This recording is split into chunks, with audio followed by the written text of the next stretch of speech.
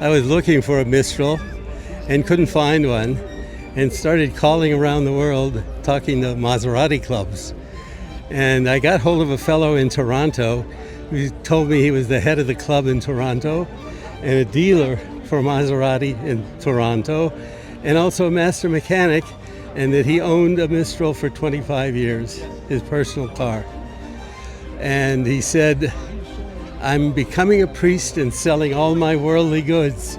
And I said, God must want me to have that car. And I bought it.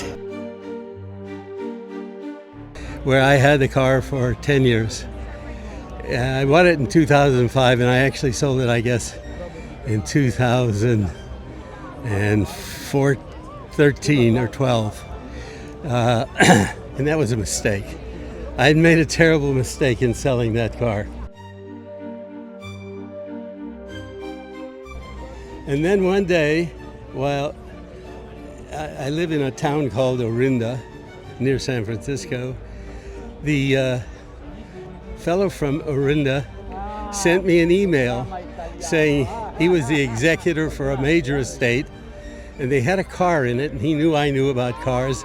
And when I look at it, and lo and behold, it was a Mistral. This Mistral. And looking very forlorn. I mean, terrible shape. Turns out that the owner of the estate drove the car for 10 years and then put it in a garage under a down ramp and left it there for 40 years untouched. And it was a mess. It really needs some work.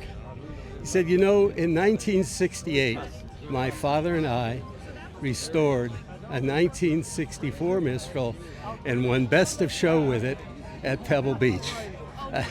I said, no Mistral has ever won Best of Show at Pebble Beach.